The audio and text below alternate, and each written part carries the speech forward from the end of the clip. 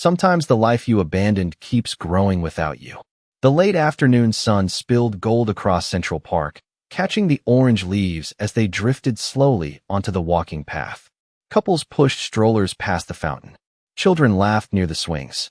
Somewhere in the distance, a saxophone player filled the cool October air with soft jazz. Ethan Carter barely noticed any of it. "Smile a little," Vanessa said beside him, adjusting the diamond bracelet on her wrist before lifting her phone again. People love candid engagement content. Ethan forced a polite smile as her live stream continued. Millions of dollars. Magazine covers. A penthouse overlooking Manhattan. Investors calling him the future of tech finance. And yet standing beside his beautiful fiancée somehow felt colder than being alone. Vanessa slipped her arm through his. "After dinner tonight, my father wants to discuss the wedding venue in Napa. He thinks the vineyard should be bigger." Ethan nodded absently. Bigger. Everything in his life was always bigger. Bigger deals. Bigger headlines. Bigger expectations. But never quieter. Never warmer. A little girl suddenly came sprinting across the path, nearly crashing into his legs. "Lily," a young boy shouted from behind her. "Slow down." The little girl looked up quickly, her cheeks pink from running. "Sorry, mister," she said with a shy smile. Ethan opened his mouth to respond, but the words caught in his throat. Her eyes. Blue-gray. Exactly like his. Not similar. Not close. The same. The world around him seemed to fade for one strange second. The music. The voices. The wind. Everything blurred except that child staring up at him beneath a knitted cream-colored hat. Then a familiar voice broke through the silence like a memory he had spent years trying to bury. "Lily, come back here." Ethan froze. 20 feet away, standing near a park bench with autumn leaves gathered around her boots, was Claire Bennett. Her chestnut hair moved softly in the wind, longer now than he remembered. She wore a simple beige coat, no designer labels, no polished perfection, but somehow she looked more beautiful than anyone Ethan had seen in years. Claire stopped walking the moment she saw him. Her expression changed instantly. Surprise first, then panic, then something sadder. The little boy reached Claire's side and grabbed her hand protectively. "Mom?" he asked quietly. Ethan stared at the boy this time. Same eyes, same dark hair, same nervous habit of pulling at his sleeve. His heartbeat suddenly became unbearable. Vanessa lowered her phone slowly. "Ethan," she whispered. But Ethan could not answer. 7 years disappeared in a single breath. 7 years since he chose boardrooms over love. 7 years since Claire stood outside his old apartment, crying while he climbed into a Blacktown car headed for the airport. He still remembered her final words that night. "One day you're going to wake up rich and realize you lost the only thing that mattered." At the time, he thought she was wrong. Claire quickly forced a smile for the children. "Guys, why don't you go feed the ducks for a minute?" "But Mom, just for 1 minute, Noah." "Noah." Ethan's stomach tightened instantly. The twins ran toward the pond, while Claire remained frozen beneath the falling leaves. Neither she nor Ethan moved closer. Vanessa looked between them carefully. "You know her?" she asked. Ethan swallowed hard, unable to look away from Claire's face. "Yeah," he said quietly. "I used to." Claire's eyes glistened for only a second before she looked down at the ground. And somehow, in that single moment, Ethan Carter felt something he had not felt in years. Fear. Claire kept her eyes lowered for several long seconds while the sounds of children laughing echoed across the pond behind them. Ethan felt frozen in place, as if his entire future had suddenly collided with the past he spent years avoiding. Vanessa finally broke the silence first. "Okay, somebody want to explain what is happening?" Claire inhaled slowly before forcing herself to look up. "It was a long time ago," she said softly. Ethan noticed how carefully she chose every word, like someone walking across thin ice. Vanessa crossed her arms. Clearly not long enough. Claire glanced toward the twins near the water. Noah was helping Lily toss breadcrumbs to the ducks while keeping one eye cautiously on Ethan. Protective. Watchful. It hit Ethan harder than he expected. That boy looked at him like a stranger standing too close to his family. "We should go," Claire murmured.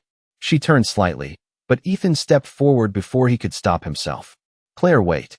Hearing her name in his voice after 7 years made her visibly tense.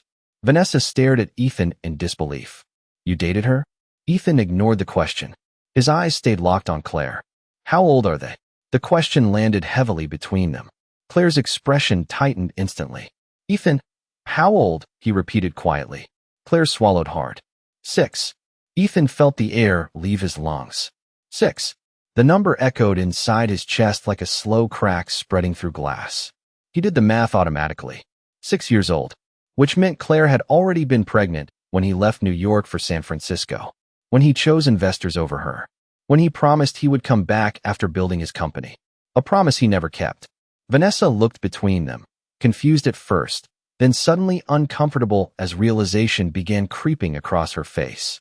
Oh my God, she whispered. Claire quickly shook her head. Please do not do this here. Ethan barely heard her. His heartbeat pounded too loudly now. Why didn't you tell me?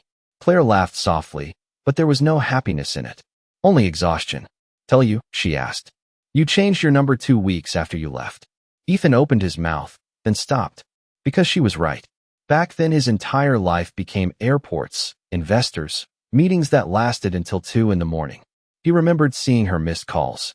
Remembered thinking he would explain later when things settled down. But things never settled down. They only became bigger, faster, louder.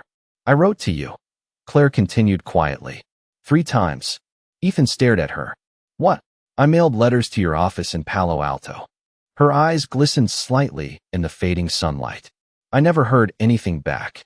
Ethan felt sick. His old assistant filtered everything during those years. Personal messages, family calls, anything that distracted him from growth. He suddenly wondered how many pieces of his old life had been quietly erased while he built his empire. Mom, Lily called from the pond. Claire immediately softened. Coming, sweetheart. Ethan watched the transformation happen instantly. The guarded woman standing before him disappeared for a second, replaced by warmth so natural it almost hurt to witness. Vanessa stepped closer to Ethan and lowered her voice sharply. We are leaving. He barely looked at her. Not yet. Vanessa stared at him as if she no longer recognized the man beside her. Claire noticed it too. She rubbed her hands together nervously against the cold breeze. Look, she said softly. They do not know anything.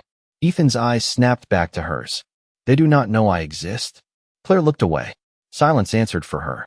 Somewhere nearby, church bells rang faintly across the city. Ethan suddenly realized something terrifying. For 6 years there had been birthday candles he never saw. Bedtime stories he never read. First words. First steps. First days of school. Entire pieces of life gone forever. And standing in the middle of Central Park surrounded by strangers and falling leaves, Ethan Carter understood for the first time that success could feel exactly like loss. The ride back to Manhattan felt unbearably quiet. Rain tapped softly against the windows of the black SUV as the city lights blurred outside like smeared watercolor. Vanessa sat beside Ethan with her arms crossed tightly, staring straight ahead while her untouched phone screen glowed in her lap. Normally, she would have been posting engagement photos by now, responding to comments, planning tomorrow's interviews. Tonight she said nothing. Ethan loosened his tie slowly, but the pressure in his chest only tightened more. Every time he closed his eyes, he saw those children again. Noah's guarded expression. Lily's small smile. Claire standing beneath orange leaves looking at him like a man she no longer knew. How long were you planning to stand there pretending everything was normal? Vanessa finally asked quietly. Ethan rubbed a hand over his face. I did not know. Do not insult me right now. Her voice sharpened instantly. You expect me to believe. Your ex just magically appeared in a park with twins that look exactly like you. Ethan turned toward the rain-covered window. I said I did not know. Vanessa laughed bitterly under her breath. Well, congratulations. The internet is going to love this if it gets out. Ethan barely reacted. Normally those words would have mattered. Headlines always mattered. Investors cared about stability. Markets cared about image. But all he could think about was Claire mailing letters he never answered. Claire facing pregnancy alone while he stood in front of conference rooms talking about ambition and sacrifice. His phone buzzed suddenly. A message from his assistant. Tomorrow's schedule included 3 investor calls, a charity gala, and an interview with Forbes. Ethan stared at the screen for several seconds before locking the phone again. None of it felt real anymore. When they finally arrived at the penthouse, Vanessa stepped out first without waiting for him. The elevator ride to the 42nd floor passed in silence. As soon as the doors opened, The apartment greeted them with its usual emptiness. Floor-to-ceiling windows overlooked Manhattan, glowing beneath the rain. Expensive furniture sat untouched beneath soft designer lighting. Perfect. Immaculate. Lifeless. Vanessa kicked off her heels and turned toward him. "Tell me the truth," she demanded. "Did you love her?" Ethan looked around the massive living room instead of answering. 7 years ago, he used to share a tiny apartment in Brooklyn with Claire. The radiator barely worked in winter. The kitchen sink leaked constantly. But every Sunday morning, she danced barefoot while making blueberry pancakes, singing off-key to old jazz records. Somehow that tiny apartment had felt bigger than this entire penthouse. Vanessa stepped closer. "Ethan." He finally looked at her. "Yeah," he admitted quietly. "I did." Vanessa's face hardened instantly. Not heartbreak. Not sadness. Calculation. And now, Ethan opened his mouth, but no answer came out. Because he did not know. Or maybe he knew exactly what terrified him. Vanessa inhaled sharply and grabbed her purse from the marble counter. "You need to figure out what kind of man you are before this destroys both of us." The apartment door slammed behind her a second later. Silence rushed back immediately. Ethan stood alone in the center of the penthouse while rain streaked across the giant windows. Then slowly, almost without thinking, he walked toward his office. A locked drawer sat beneath stacks of business contracts and shareholder reports. He had not opened it in years. His hand hesitated before finally pulling it open. Inside sat an old silver watch Claire gave him on his 29th birthday. The leather strap was worn now. Beneath it rested an old phone he never used anymore. Ethan stared at it for a long moment before pressing the power button. To his surprise, the screen flickered weakly back to life. One unopened voicemail notification appeared immediately. 7 years old. His throat tightened. Slowly he pressed play. Claire's younger voice filled the quiet office instantly, trembling slightly through static. "Hey, I know you are busy. I really need to talk to you. Something happened, Ethan. Please call me back." The message ended there. 34 seconds. Ethan sat down heavily in the dark office, staring at nothing while the rain continued falling outside. And for the first time in years, billionaire Ethan Carter realized success had not protected him from regret. It had only delayed it. The next morning, Manhattan woke beneath gray skies and cold rain, but Ethan had already been awake for hours.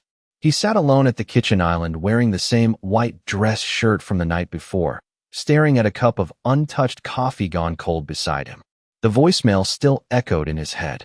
"Something happened, Ethan. Please call me back." 34 seconds had rewritten his entire life. His assistant called twice before 7 in the morning. Ethan ignored both calls.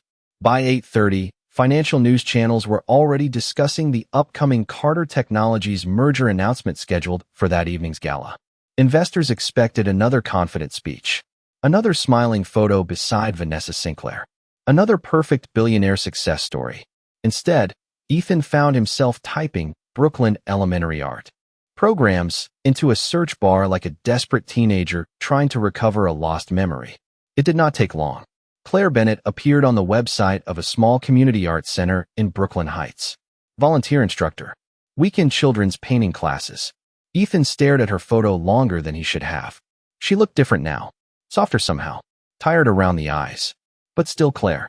Still the woman who used to leave handwritten notes inside his coat pockets before investor meetings because she knew he got anxious pretending to be fearless. By 10:30, he was driving across the Brooklyn Bridge himself for the first time in years. No driver. No assistant. Just silence and rain tapping softly across the windshield. The arts center sat between a laundromat and a family-owned bakery on a quiet street lined with brownstones. Small paper pumpkins decorated the windows for fall. Ethan hesitated outside the building for nearly a full minute before finally stepping inside. Warm air smelling faintly of paint and cinnamon wrapped around him instantly. Children's drawings covered every wall. Finger paintings. Paper stars. Messy watercolor families holding hands beneath giant smiling suns. The opposite of the cold glass world he lived in now. Laughter drifted from another room. Ethan followed the sound carefully until he stopped near an open doorway. Claire sat at a small table surrounded by children holding paintbrushes. Lily sat beside her wearing oversized yellow headphones while painting what looked like a purple dinosaur. Noah sat farther away near the window, focused carefully on sketching a lighthouse. Ethan felt something tighten painfully in his chest again. They looked so normal, so safe. Claire glanced up while helping another child clean paint off her hands. The moment she saw Ethan standing there, her smile disappeared. "Class is almost over," she said quietly. Ethan nodded awkwardly. "I can wait." No one noticed him immediately. His expression darkened. Why is he here? The directness startled Ethan more than it should have. Claire wiped her hands slowly on a towel. "Noah." "What?" the boy muttered. "He keeps staring at us." Ethan swallowed hard. Children did not soften discomfort with politeness the way adults did. Noah's distrust felt honest. Earned. Claire stood up carefully. "Guys, snack break." The children rushed toward another table, while Claire walked toward Ethan near the hallway. Up close, he noticed faint exhaustion beneath her eyes, the kind built slowly over years. "You should not be here," she whispered. Ethan looked toward the twins again. "I just wanted to see them." Claire folded her arms tightly. "Why?" The question hit harder than anger would have. Ethan lowered his voice. "Because I missed 6 years." Claire's eyes flickered with emotion for only a second before hardening again. "You did not miss them, Ethan. You left before they were born." He flinched slightly. Because she was right. Again, a little girl suddenly tugged on Claire's sleeve nearby. "Miss Claire, Noah said my pumpkin looks like mashed potatoes." Claire immediately crouched beside the child with gentle patience. "That is because Noah has no artistic vision." The little girl giggled loudly. Ethan watched Claire smile warmly at the children around her, and for one painful moment, he imagined another version of his life.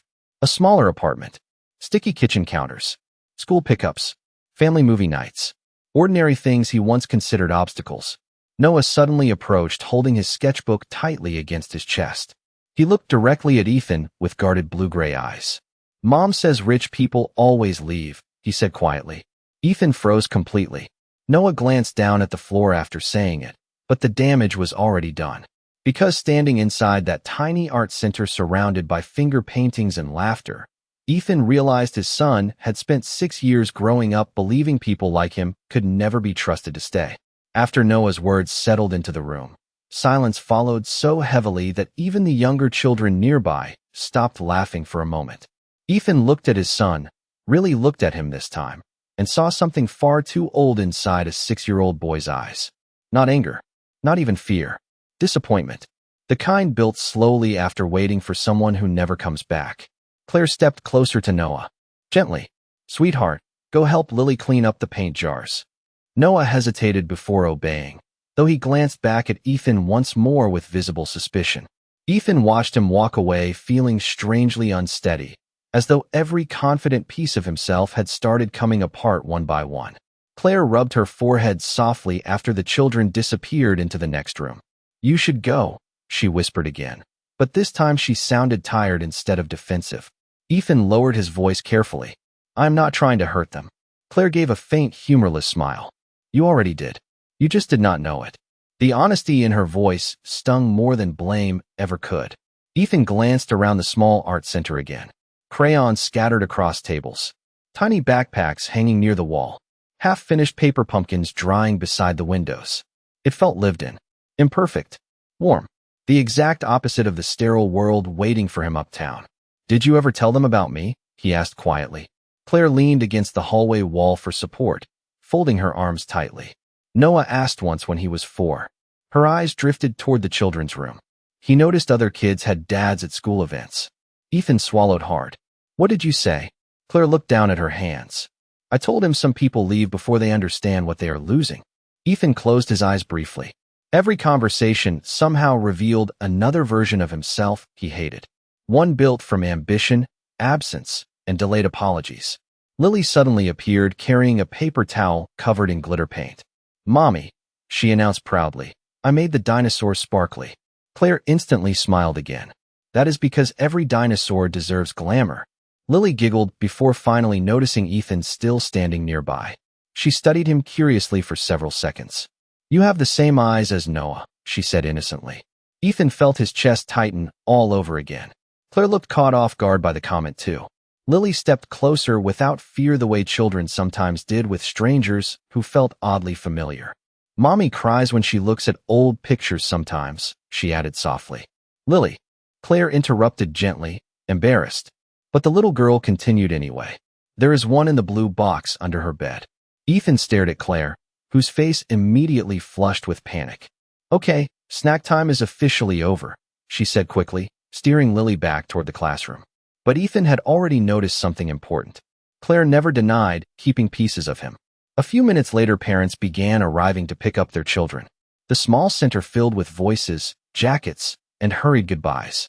Ethan stayed near the doorway, uncertain whether leaving would make things easier or worse. Noah stood beside Claire holding his backpack while watching Ethan carefully the entire time. Finally, Claire walked the twins toward the exit. Ethan opened the door for them automatically. Cold afternoon air rushed inside, carrying the smell of rain and traffic. Lily smiled politely as she passed him. Noah did not. But halfway down the sidewalk, the little boy suddenly stopped walking. Claire turned back.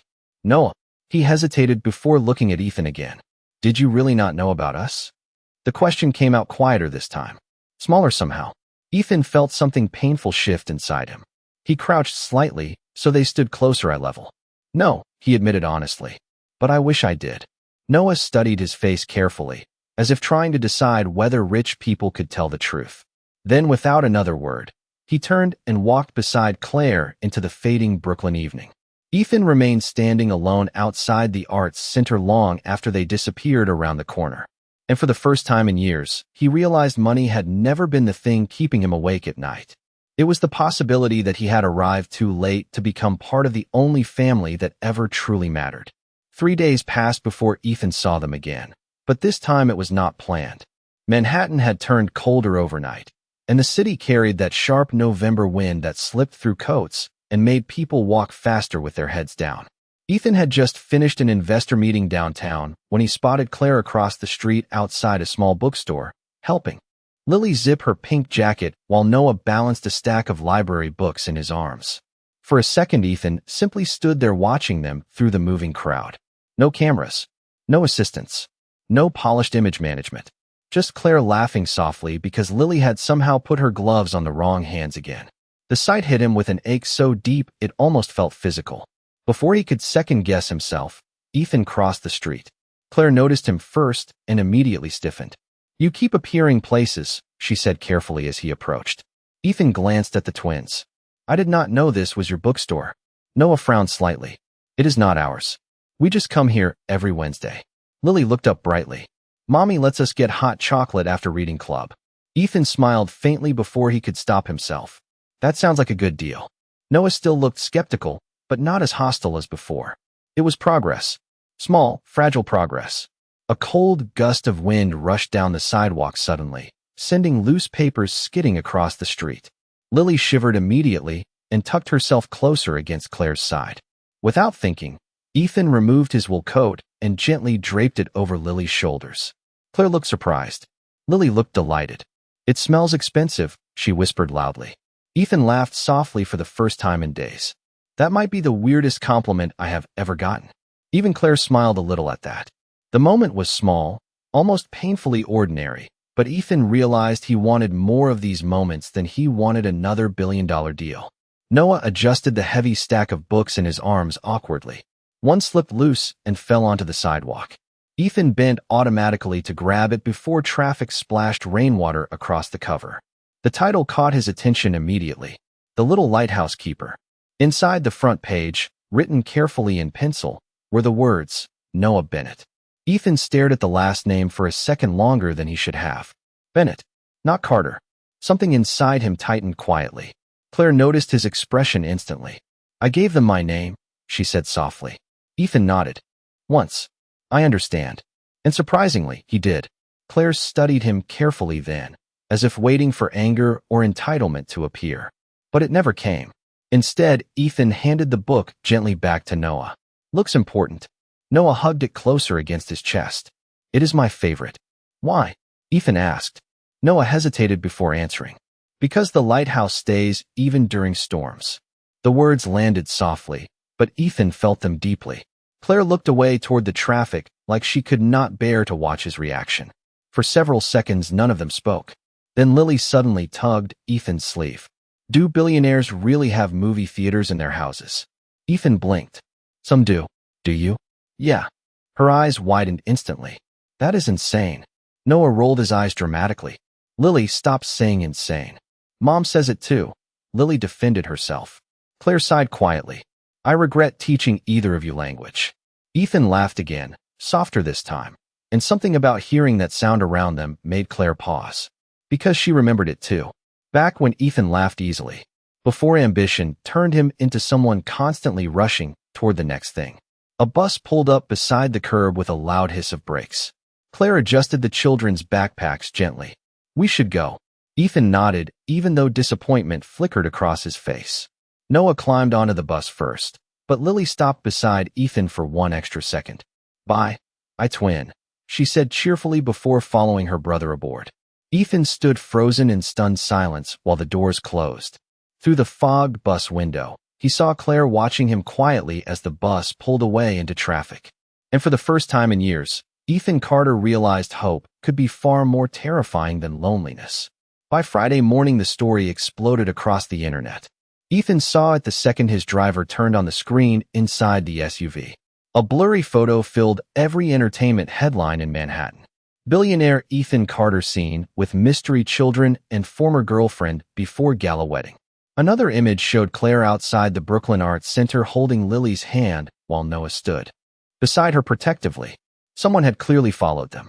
Ethan's stomach dropped instantly. Who leaked this? He demanded sharply. His assistant looked pale sitting across from him. We are trying to contain it. Ethan barely heard the rest.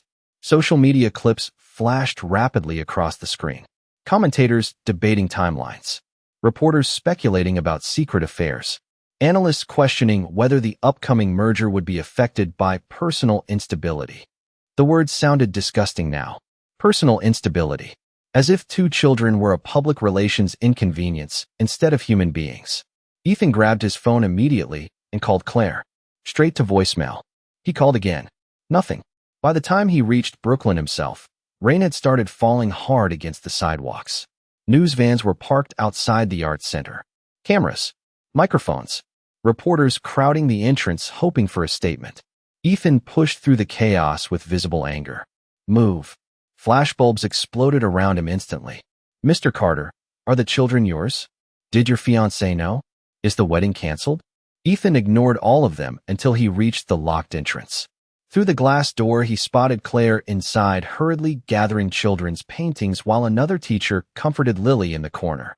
Noah stood near the windows, glaring at the reporters outside like he wanted them all to disappear. Ethan knocked once. Claire looked up and froze. A second later, she unlocked the door just enough for him to enter before locking it again behind him. The noise from outside became muffled immediately, but the tension inside felt worse somehow.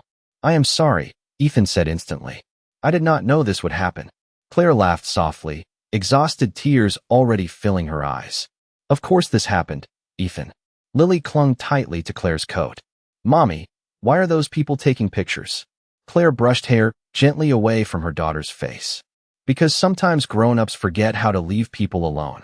Noah stepped between Ethan and his family protectively again. Did you tell them about us? Ethan looked genuinely stunned. No, Noah did not seem convinced. The little boy's trust had barely started forming, and now cameras had shattered whatever safety existed. Claire grabbed backpacks and jackets quickly. The school already called me. Parents are complaining reporters showed up near the playground.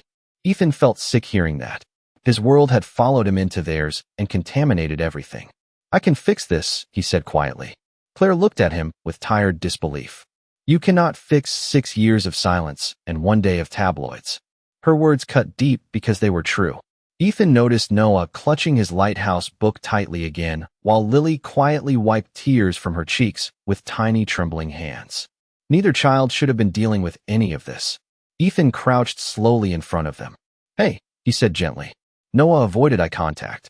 Lily did not. This is not your fault. Lily whispered softly. Are we in trouble? Ethan's chest tightened painfully. No, sweetheart. Absolutely not. Claire looked away quickly at the tenderness in his voice.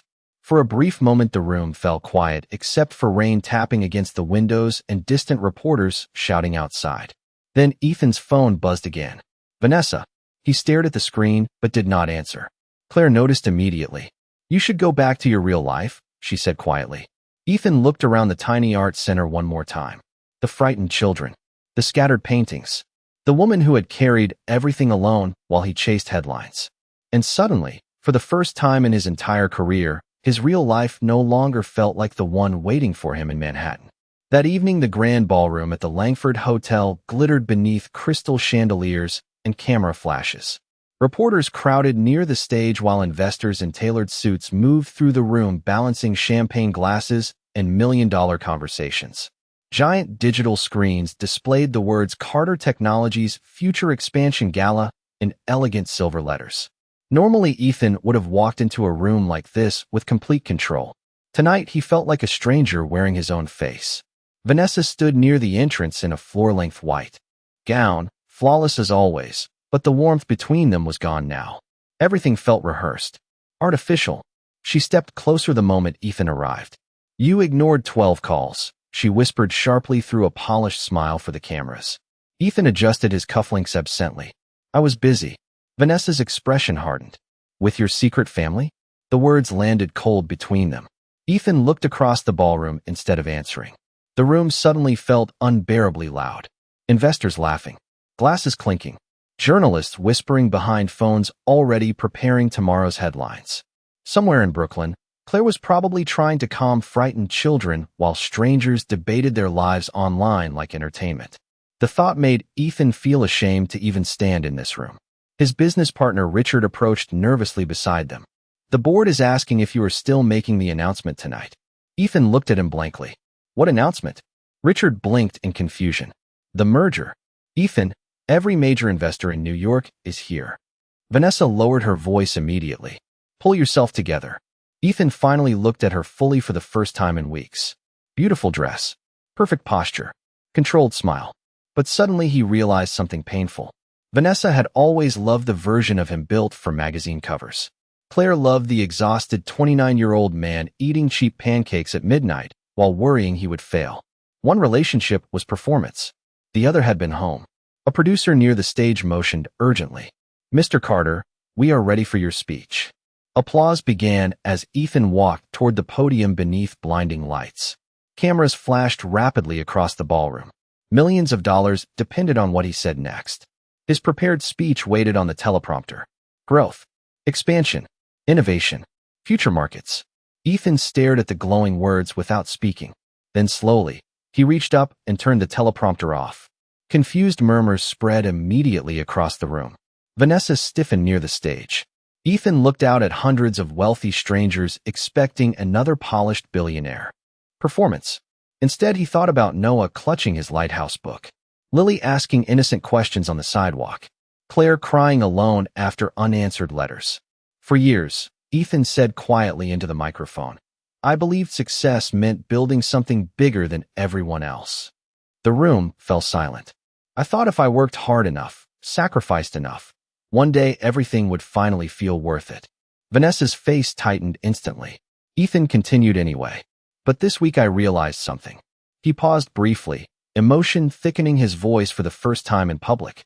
"You can spend your entire life chasing the future and still lose the people who mattered most in your past." Reporters immediately lifted cameras higher. Richard looked horrified. Ethan barely noticed. "There are 2 children in Brooklyn who deserved a father long before the world knew my name," he admitted softly. Audible gasps spread through the ballroom. Vanessa stepped toward the stage quickly. "Ethan." But he did not stop. "And there is a woman who carried pain I should have shared because I was too ambitious to understand what love actually required." Silence consumed the room completely now. Ethan looked directly into the cameras. "So tonight, I am canceling the merger announcement." Chaos erupted instantly. Voices, questions, shouting reporters, investors standing in disbelief. But Ethan only looked toward Vanessa one final time. "I am sorry," he said quietly. She stared at him with wounded disbelief as he stepped away from the podium. Then, without another word, billionaire Ethan Carter walked out of the ballroom, past the flashing cameras, past the empire he spent years building, and into the cold Manhattan night, chasing the only thing he still hoped was not too late to save. Snow began falling over Brooklyn 6 months later, soft white flakes drifting across brownstone rooftops and quiet sidewalks glowing beneath Christmas lights. Inside a small townhouse near Prospect Park, the smell of blueberry pancakes and cinnamon filled the kitchen while old jazz music played softly from a radio near the window. Ethan stood at the stove wearing gray sweatpants and an apron Lily had forced him to wear because she said real pancake chefs need uniforms. One pancake burned completely black in the pan. "Dad," Lily laughed from the kitchen table. "You murdered it again." Ethan shook his head dramatically. "Cooking is a creative process."